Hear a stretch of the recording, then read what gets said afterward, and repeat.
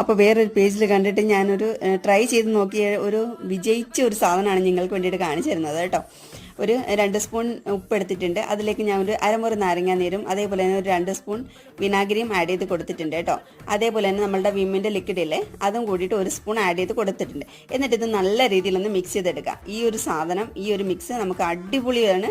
നമ്മളുടെ വിളക്കും നമ്മളുടെ പൂജാപാത്രങ്ങളൊക്കെ ഇല്ലേ, അത് സാധനങ്ങൾ വൃത്തിയാക്കാൻ വേണ്ടിയിട്ട് നമ്മൾ ഒന്നും ചെയ്യണ്ട. നമ്മൾ തേക്കുകയോ എടുക്കുകയോ ഒന്നും ചെയ്യണ്ട.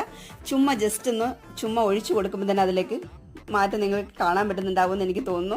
നല്ല അടിപൊളി റിസൾട്ടാണ് കേട്ടോ. എല്ലാവരും ഒന്ന് ട്രൈ ചെയ്ത് നോക്കണം. എനിക്ക് ഭയങ്കരമായിട്ട് റിസൾട്ട് കിട്ടി. ഞാൻ ആദ്യം പരീക്ഷിച്ച് നോക്കിയത് എൻ്റെ സേവനാഴിയിലാണ് കേട്ടോ.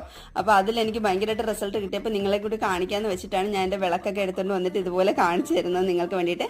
അപ്പോൾ എല്ലാവരും ഒന്ന് ട്രൈ ചെയ്ത് നോക്കണം. നിങ്ങൾക്ക് ഒരുപാട് നല്ല പാത്രങ്ങളും പൂജാപാത്രങ്ങളൊക്കെ ഉണ്ടെങ്കിൽ നിങ്ങൾ ഇതുപോലെ ഒന്ന് ട്രൈ ചെയ്ത് നോക്കണം. പെട്ടെന്ന് നിങ്ങൾക്ക് വൃത്തിയാക്കി എടുക്കാൻ പറ്റും. നിങ്ങൾ ഈസി ആയിട്ട് വൃത്തിയാക്കാം.